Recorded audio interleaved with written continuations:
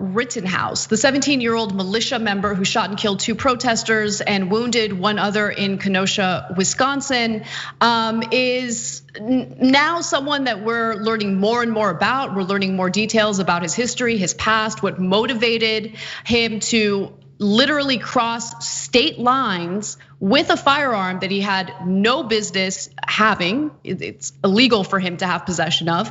And we're learning that he had this obsession, absolute obsession with being part of a police department. So let me give you those details and we'll move on.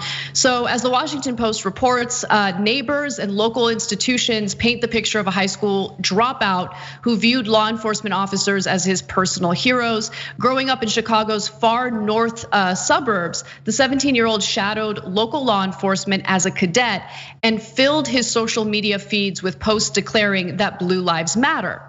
Rittenhouse attempted to join the Marine Corps in January, but was disqualified from serving after discussing his options with recruiters. Now, the person who spoke to the Washington Post about this declined to specify why he was disqualified, citing obvious privacy guidelines. And also, let's keep in mind, he's a minor. He's still considered a minor. So there are certain privacy protections that he gets to enjoy that others don't. Rittenhouse had received a pair of traffic tickets in Kenosha County earlier this month. Normally, I would not mention this at all, but I think it's relevant given that he got a citation for driving 24 miles per hour over the speed limit on the freeway. But this is the important part: operating without a valid license. This is the exact type of stuff that would be brought up in regard to an unarmed person who gets shot and killed by cops. They'll bring up this type of record and they'll talk about them driving without a valid license.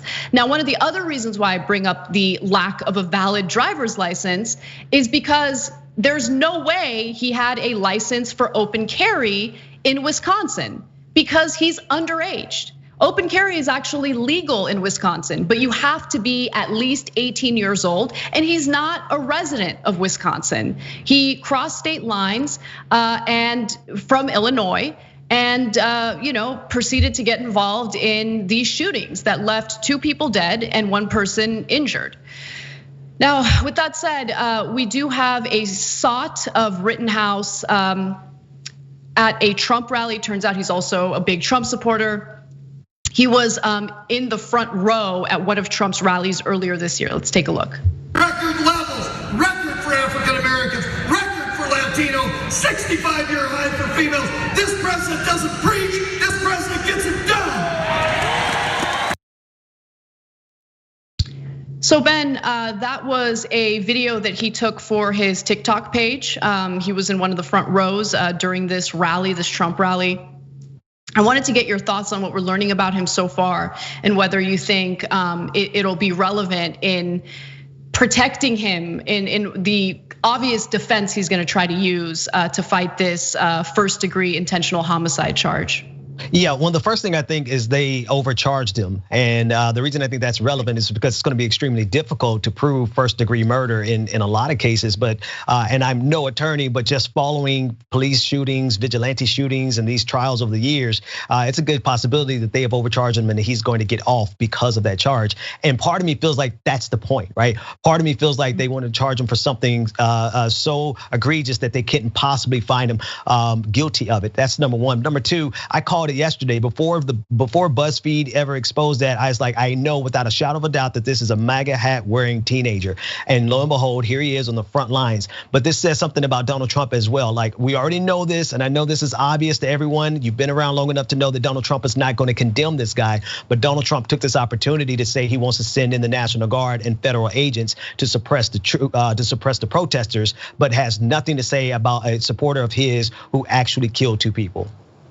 Yeah, you're absolutely right. And by the way, I mean, every single time Trump does get involved and when he sends federal officials to these protests, we know what happens. I mean, we had night after night after night of violence in Portland, specifically because there were federal agents in Portland. When the Trump administration finally agreed to take the federal agents out, oh, would you look at that? The violence calmed down and things became a little less chaotic and insane. And I I love that you mentioned that point about how they charged him, because as we're learning more about what happened that night, I think you're absolutely right. I think it's gonna be nearly impossible to prove first-degree intentional homicide.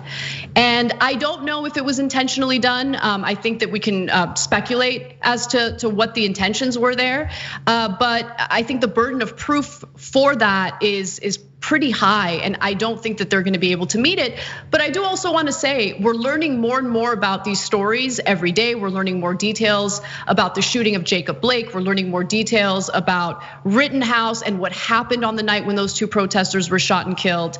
And I wanna really reiterate that if you're an armed militia showing up to this demonstration, you're looking for trouble. It was just so clear that, we're gonna go ahead and protect property. How about you let the cops do that? The Kenosha Police Department was asked to deputize citizens, civilians, to protect property, and they said no. But if they said no, then why didn't they do something about the armed militia that showed up with the, in my opinion, sole intent to intimidate the protesters? You show up with like rifles around your chest, come on.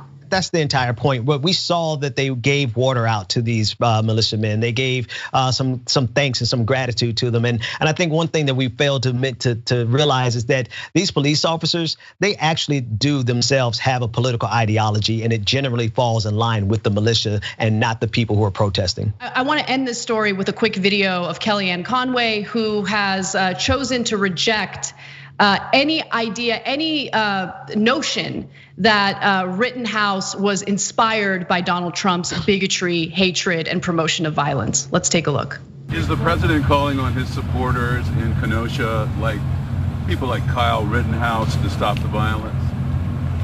The president wants everybody to stop the violence, and I know you're trying to conflate that individual with President Trump, and you really shouldn't do that. Just like CNN should have had a chyron last night that said mostly peaceful protest with fire in the background. So that's pretty offensive, Joe. But what about vigilantes? Come on, I mean, what about people who are out in the streets, who are supporters of the president, supporters of the idea? Why are you talking about who they may vote for this? Well, why are you trying to incite more trouble by saying that? It's been documented that there are a number of groups that. Should we talk about the lunatic who shot up Steve Scalise and a bunch of other members of Congress and staffers 3 years ago, this past June? Or the guy who went for hunting for. Well, you've talked about that plenty, but I don't ever hear you mentioning the other guy. Like, in other words, are we going to play this game where we look at who somebody supports or what color hat they wear to a rally and somehow make us all responsible? Because I can do that. And legitimacy. Easy to say, hey, I don't want my supporters participating in violence. He doesn't want anybody to participate in violence. That's why he is calling for law and order, respecting the police, saying we're not going to defund the police. Donald Trump literally campaigned in 2016 by telling his supporters at his rallies to physically assault protesters and that he would pay for their legal fees.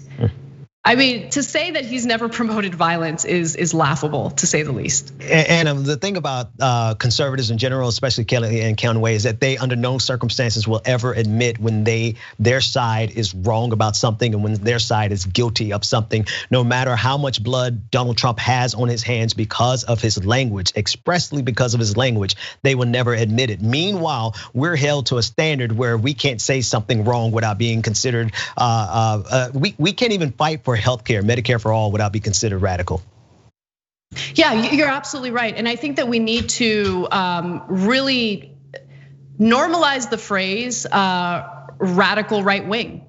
Because they're much better than we are when it comes to messaging, and they know how to fear monger, but we're not even fear mongering. I mean, just yesterday, Politico published a lengthy piece regarding how the Department of Homeland Security repeatedly warned Donald Trump about right-wing extremism in this country and how it was a national security threat. And guess what Donald Trump did? Nothing. Through his rhetoric and through his actions, he has emboldened radical right-wingers to carry out countless acts of violence. I mean, the hate march that took place in Charlottesville, Yeah. That didn't happen under the Obama administration. Why do you think it happened almost immediately after Trump was inaugurated? Why? Because he greenlit it. It's because he makes these terrible people feel emboldened and feel that they have the executive branch on their side. And unfortunately, they do. They do. That's the problem. Thanks for watching The Young Turks. Really appreciate it. Another way to show support is through YouTube memberships.